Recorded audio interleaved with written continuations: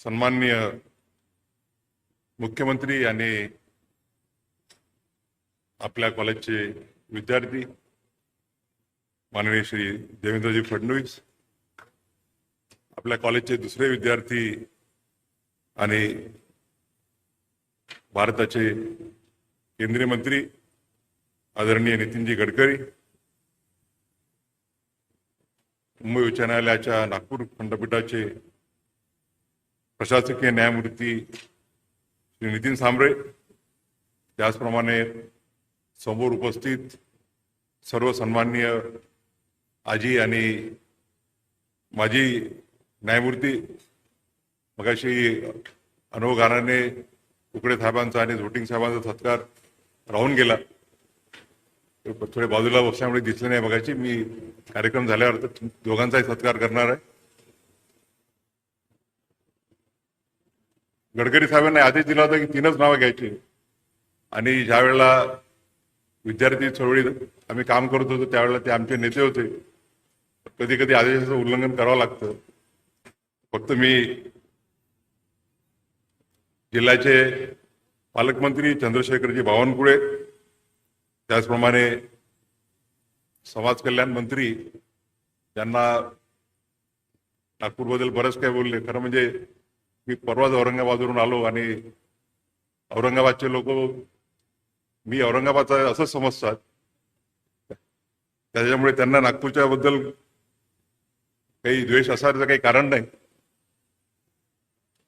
राज्यमंत्री आशिष जयस्वाल, विद्यापीठाच्या कुलगुरू डॉक्टर माधी कोटे चौरेजी, हर्षदीप कांबळे, डॉक्टर रविशंकर मोरे, अमरावती आणि गोंडवाना विद्यापीठाचे सन्माननीय कुलगुरू, प्रस्तावना प्रियांबल समितीचे अध्यक्ष माननीय गिरीश भाऊ गांधी आणि इतर सर्व सन्माननीय सदस्य, वेळेभाऊ मी नाव घेत नाही कारण की आधीच कार्यक्रम लांबलेला आहे. आणि मी आज सकाळी पेपरमध्ये वाचलं की गडकरी साहेबांचा काहीतरी 12 वाजता एक कार्यक्रम होता, देवेंद्रजीचा 12:15 वाजता एक कार्यक्रम होता. मी 1 वाजत आलेला आहे. मंचकावर उपस्थित सर्व सन्माननीय खूपसे चेहरे सगळे परिचित आहेत आणि वकील बंधू आहेत, त्याचप्रमाणे इतर क्षेत्रातील सामाजिक राजकीय क्षेत्रातील प्रतिष्ठित व्यक्ती उपस्थित आहेत आणि नागपूर नगरातील सर्व सन्माननीय बंधू आणि भगिनी, मी सर्वप्रथम संत तुकडोजी महाराज, डॉक्टर बाबासाहेब आंबेडकर आणि छत्रपती शिवाजी महाराज, छत्रपती शाहू महाराज, क्रांतीसूर्य ज्योतिबा फुले, परवाच आपण सामाजिक क्रांतीचे प्रणेते छत्रपती शाहू महाराज यांची जयंती साजरी केली. त्या सर्वांच्या प्रती माझ्या आदरभावना व्यक्त करतो. आज या प्रसंगी आपण खरं म्हणजे एक घरगुती सोहळाच रूपांतर झालं तरी, औपचारिक कार्यक्रम असला तरी, आणि मला आनंद वाटतो की देशाचा सरन्यायाधीश म्हणून मी जबाबदारी घेतल्यानंतर ज्यावेळेला पहिल्या व्हिजिटमध्ये मी येतो आहे त्यावेळेला डॉक्टर बाबासाहेब आंबेडकर यांच्या पूर्णाकृती पुतळ्याचं तसेच आपल्या घटनेचं जे प्रियांबल आहे त्या प्रियांबलच्या स्मरणार्थ जो पार्क तयार करण्यात आहे त्याचं उद्घाटन करण्याची मला संधी मिळाली. खरं म्हणजे मी मागच्या व्हिजिटमध्ये ज्यावेळेला 3-1 महिन्यापूर्वी आलो होतो त्यावेळेला मृण्मयी कुकडे आणि डॉक्टर रविशंकर मोर हे भेटायला आले आणि ते म्हणाले की आम्हाला संविधान प्रियांबल पार्कचं बाबासाहेब आंबेडकरांच्या पुतळ्याचं अनावरण करायचं आहे, तुम्ही तारीख द्या, पण फक्त तारीख ती 14 मे नंतरची द्या. आणि त्याच वेळेला बरोबर 3 महिन्याच्या अगोदर हा कार्यक्रम ठरला होता. मला अतिशय आनंद होत आहे की भारताचा सरन्यायाधीश म्हणून जबाबदारी स्वीकारल्यानंतर आज ज्यावेळेला आपण आपल्या संविधानाचे 75 वर्ष पूर्ण केले, 26 जानेवारी 1925 रोजी, आणि 75 वर्षाची यशस्वी वाटचाल पूर्ण करून ज्यावेळेला आपली भारतीय राज्यघटना शतकपूर्तीचा प्रवास सुरू करत आहे, त्या वर्षामध्ये या देशाचा सरन्यायाधीश म्हणून कार्य करण्याची मला जी संधी मिळाली त्याबद्दल मी स्वतःला अतिशय भाग्यवान समजतो. आपण सर्वांनी जो अतिशय प्रेमाने माझा सत्कार केला, खरं म्हणजे मला खूप आनंद झाला, कारण की आपण जे स्मृतिचिन्ह दिलं ते म्हणजे डॉक्टर बाबासाहेब आंबेडकरांचा जो सुप्रीम कोर्टामध्ये पूर्णाकृती पुतळा स्थापन करण्यात आला आहे त्याची प्रतिकृती आपण दिली. मला आनंद आहे की त्या पुतळ्याची संकल्पना, त्या पुतळ्याची डिझाईन करण्याची संधी मला मिळाली. त्यावेळेला मी बांधकाम समितीचा अध्यक्ष होतो सर्वोच्च न्यायालयाच्या, आणि एक सुंदर असा फोटो मला दिसला की बाबासाहेब आंबेडकर वकिलीच्या वेशामध्ये आहेत, कोट गाऊन घालून, आणि आम्ही जे वेळ कमी होता कारण की आम्हाला 26 नोव्हेंबरला त्याचं लोकार्पण करायचं होतं. त्याला आपण मागच्या 10 वर्षापासून संविधान दिन म्हणून साजरा करतो.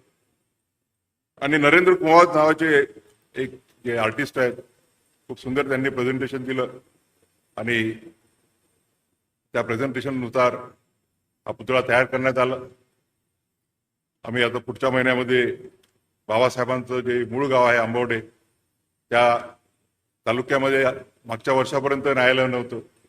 मागच्या वर्षी ज्यावेळेला देवेंद्रजी आणि आम्ही जाऊन त्या न्यायालयाचं उद्घाटन केलं आणि इमारतीचं भूमिपूजन केलं, आणि त्याच वेळेला आम्ही दोघांनी जाहीर केलं होतं की या नवीन इमारतीच्या उद्घाटनाला आम्ही दोघे जण येऊ.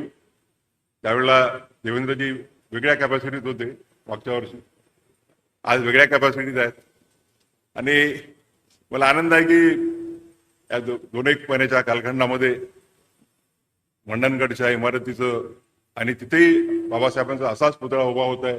बाबासाहेबांच्या जीवनावरती आधारित मुरल्स तिथे तयार होत आहेत, आणि बाबासाहेब आंबेडकरांच्या मूळ तालुक्यामध्ये हे करण्याची आम्हाला सर्वांना संधी मिळते आहे. त्याचाही मला अतिशय आनंद आहे आणि अभिमान आहे. आपल्या देशाच्या संविधान निर्मितीमध्ये अनेकांचं योगदान झालेलं आहे, परंतु त्यात सर्वात जास्त जर कोणाचं महत्वाचं योगदान असेल तर ते कोणी नाकारू शकणार नाही की ते परमपूज्य डॉक्टर बाबासाहेब आंबेडकर यांचं आहे. बाबासाहेब आंबेडकर हे कॉन्स्टिट्युएंट असेंब्लीची निवडणूक हरले होते, आणि मग त्यानंतर त्यांना मुंबईमधून त्यांची निवड करण्यात आली. आणि आपल्याला माहितच आहे की 9 डिसेंबर 1946 साली भारताची जी कॉन्स्टिट्युएंट असेंब्ली आहे, घटना समिती आहे, तिची पहिली बैठक झाली. त्यानंतर 3 किंवा 4 दिवसांनी पंडित जवाहरलाल नेहरू यांनी ऑब्जेक्टिव्ह रिझोल्युशन मांडलं, आणि बाबासाहेबांना एक 17 डिसेंबरला बोलण्याची संधी देण्यात आली. बाबासाहेब म्हणाले की सिनियरिटीनुसार माझा क्रमांक फार नंतर लागेल असं मला वाटलं होतं, आणि म्हणून एवढ्या लवकर माझी भाषण करण्याची तयारी नव्हती. आणि त्यांनी त्यावेळेला म्हटलं की ऑब्जेक्टिव्ह रिझोल्युशन आपल्या देशाची घटना कशी असावी याकरता आपण ऑब्जेक्टिव्ह रिझोल्युशन पास करणार आहोत. परंतु या ऑब्जेक्टिव्ह रिझोल्युशन मध्ये coming from a person like Pandit Jawaharlal Nehru, I find that it lacks 2 basic things.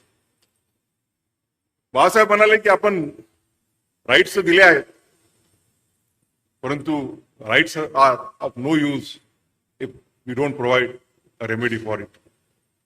आणि म्हणून आपण बघतो की आज भारतीय राज्यघटनेमध्ये जे कलम 32 आहे, ज्याला आपण right to remedy in case of the violation of fundamental rights directly supreme कोर्टात मानून जाऊ शकतो. तर त्याचा जो मूळ आहे ते बाबासाहेबांनी जे 17 डिसेंबर 1946 रोजी भाषण केलं त्या भाषणात आहे. आणि दुसरी गोष्ट बाबासाहेब म्हणाले की पंडित जवाहरलाल नेहरू हे ज्या पक्षाचं प्रतिनिधित्व करतात तो पक्ष स्वतःला सोशलिझम प्रति समर्पित समजतो. आणि तसं जर असेल तर या घटनेमध्ये जर सामाजिक आणि आर्थिक समानतेकरता जर त्याच्यामध्ये प्रोव्हिजन केल्या जात नसतील तर ते माझ्या बाबत ते योग्य अशी बाब नाही. नंतर बाबासाहेब आंबेडकर यांना प्रथम घटना समितीचे सदस्य करण्यात आले. त्यानंतर घटना समितीचे व मसुदा समितीचे अध्यक्ष झाले. आणि बाबासाहेबांचे जवळपास सर्वच भाषणं घटना समितीमधले वाचण्यासारखे आहेत.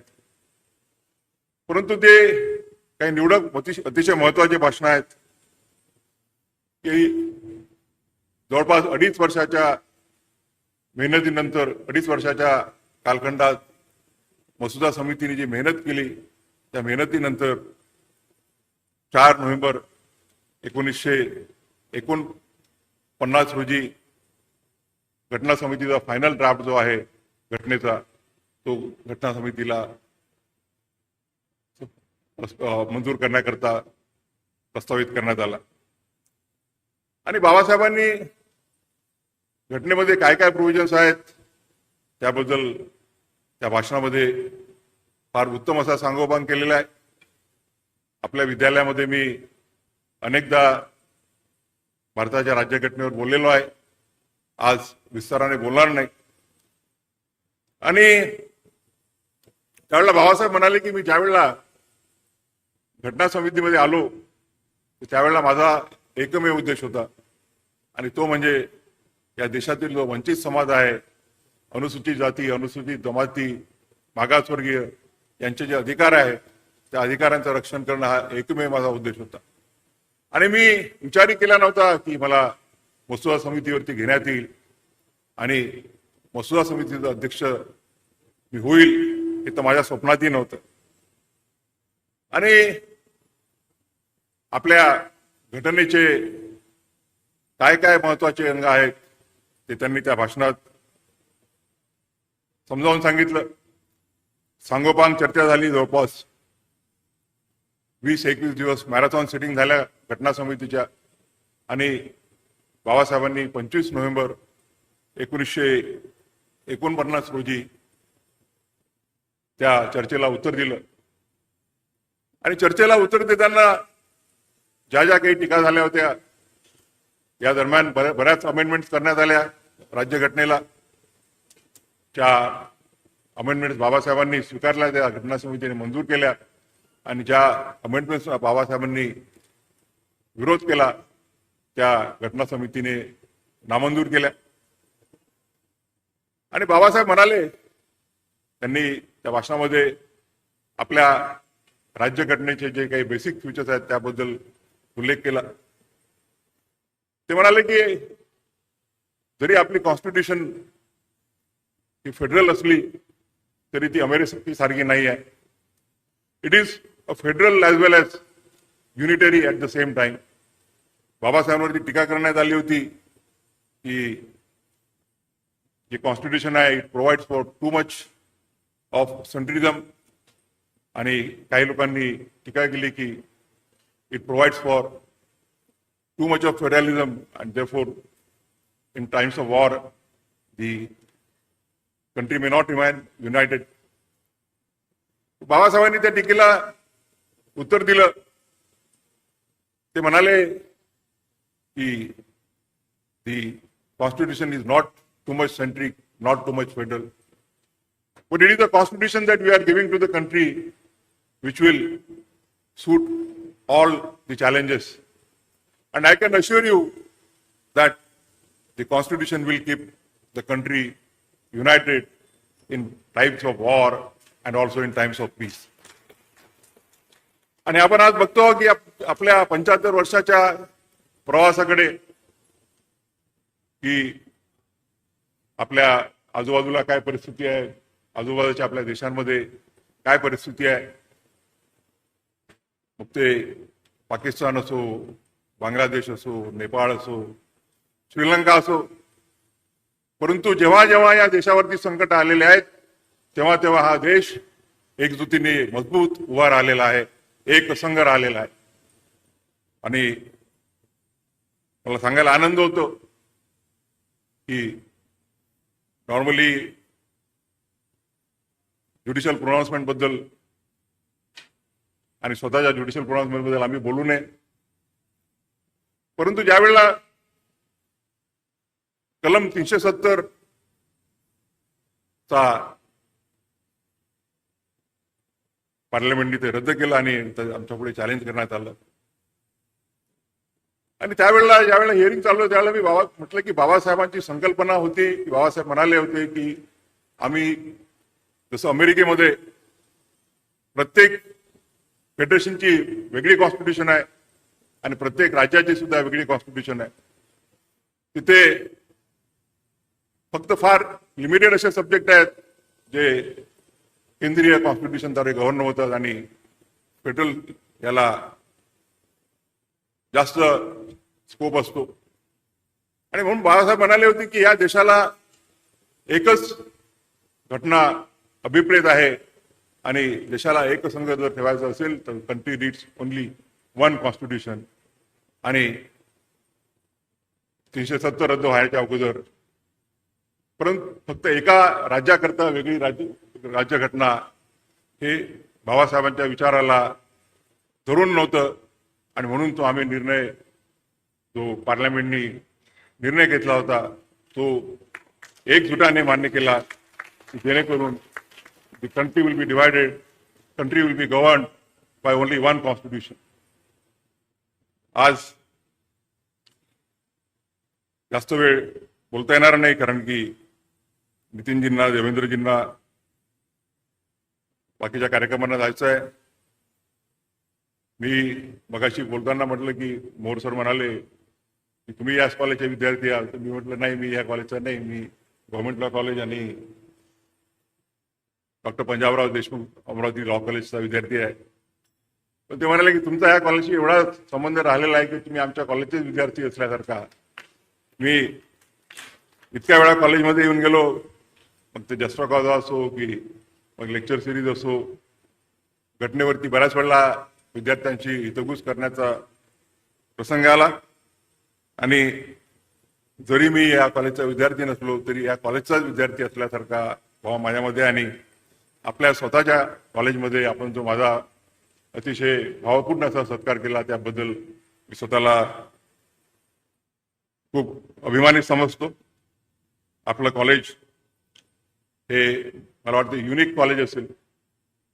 या कॉलेजने 2 chief justice of India justice Hidayatullah यांच्याबद्दल आपण पूर्ण देश अतिशय अभिमानानं बघतो. असे चीफ जस्टिस दिले आहेत. जस्टिस शरद बोबडे याच कॉलेजचे दुसरे चीफ जस्टिस ऑफ इंडिया आहेत. जस्टिस चिटबुरकर साहेब ते याच कॉलेजचे विद्यार्थी आहेत. आणि आज आपण बघतोय की एवढ्या मोठ्या संख्येने या कॉलेजने हायकोर्टाचे न्यायमूर्ती, हायकोर्टाचे मुख्य न्यायाधीश दिलेले आहेत की या देशातलं मला नाही वाटत दुसरं कुठलेही कॉलेज असेल की we must have produce so many high court जजेस. आणि नुसतं मुंबई हायकोर्टालाच नाही तर मध्य प्रदेश हायकोर्टालाही इथूनच जजेस मिळाले. तर आणि दुसरी आनंदाची मला एक आठवण द्यावीशी वाटते की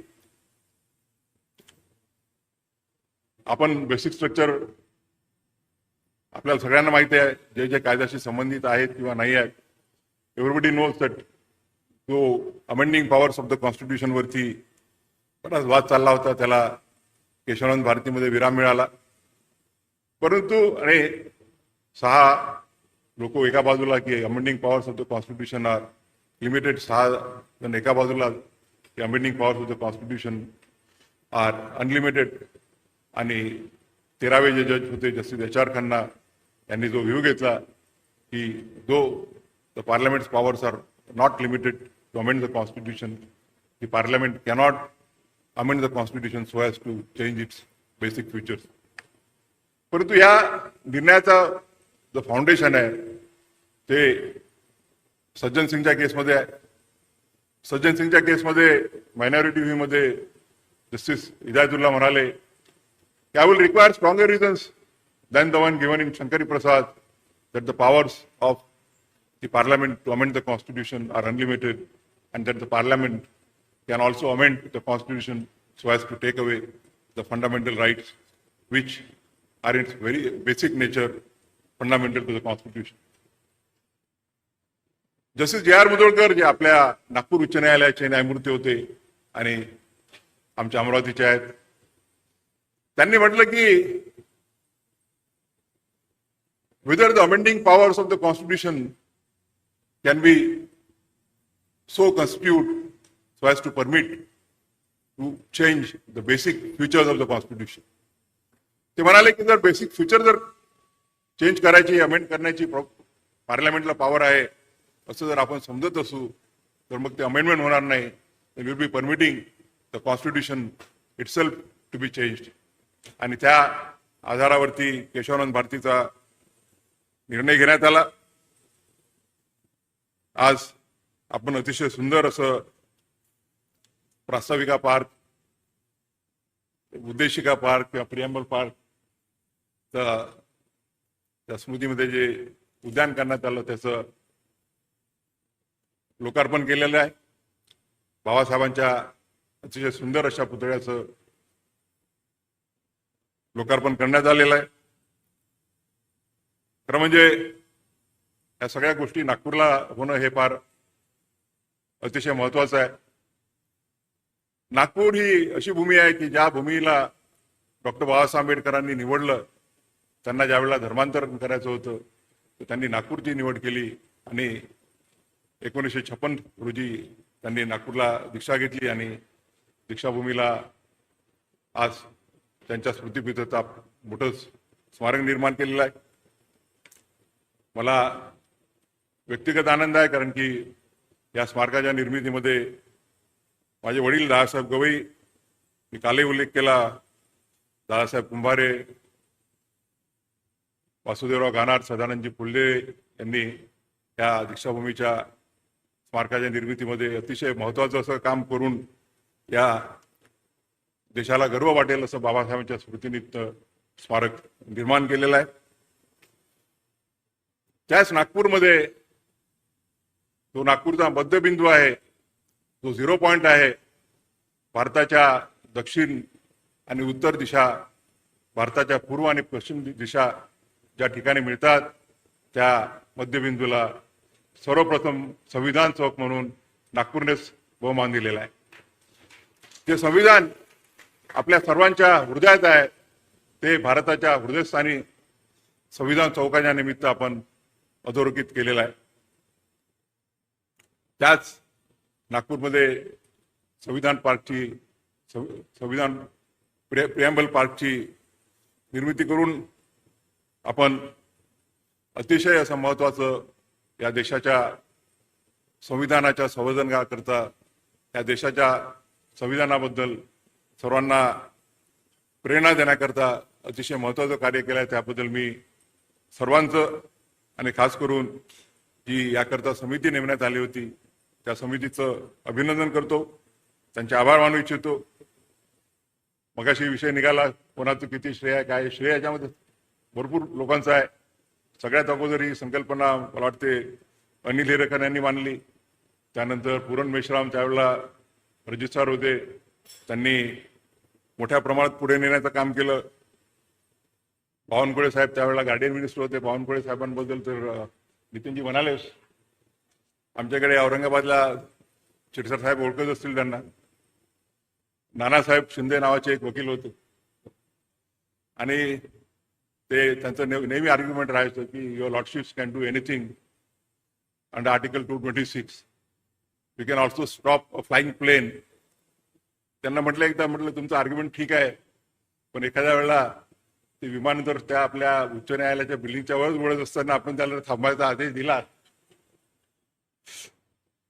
तर तसं गडकरी साहेब म्हणाले आहेत की बावनकुळे साहेब तेही करू शकतात. अगोदर ते शक्य नव्हते, पण आता एवढं टेक्नॉलॉजी डेव्हलप झालेली आहे की तेही शक्य आहे. आता बावनकुळे साहेबांनी राजकुमार बडोलेंच्या समाज कल्याण खात्यातून 2.5 कोटी रुपये त्यावेळेला मान्य करून घेतले. त्यानंतर नागपूरचे दुसरे तडफदार पालकमंत्री नितीन राऊत यांनी सुद्धा यात महत्वाचं योगदान केलेलं आहे. अनेकांचं योगदान आहे, मी सगळ्यांचं नाव घेऊ शकणार नाही वेळेप्रमाणे. मग ते आमचे आदरणीय जोगेंद्र कवाडेजी असो, प्रकाशजी गजबी असो, अनिल सोलेजी असो, मी सर्वांचं अभिनंदन करतो. अतिशय सुंदर, मी ज्या कलाकारांचं आहे त्यांचं अभिनंदन करू इच्छितो. फार सुंदर असे 10 म्युरल्स बनवण्यात आलेले आहे, ज्यामध्ये प्रत्येक शब्दाला एक अर्थ देऊन तो बाबासाहेबांना अर्थ कसा अभिप्रेत होता हे बाबासाहेबांच्या बाबासाहेबांच्या वक्तव्याला तिथे दाखवण्यात आलेलं आहे. त्या सर्व कलाकारांचं, चित्रकारांचं, मूर्तिकारांचं मी अभिनंदन करतो. आणि ह्या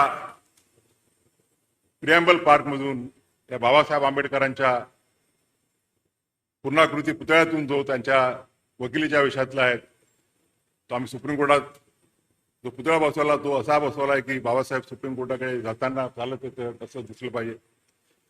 आणि या बाबासाहेबांनी आणि त्यांच्या सहकाऱ्यांनी निर्माण केलेल्या संविधानाप्रती आपली जी बांधिलकी आहे ती बांधिलकी अशीच कायम ठेवण्याच्या दृष्टीनं आणि देश असाच प्रगतिशील राहील संविधानाच्या मदतीनं याकरता कटिबद्ध राहण्याची प्रतिज्ञा आपण सर्व घेऊया. एवढे माझे शब्द बोलतो, परत आपले आभार मानतो आणि धन्यवाद.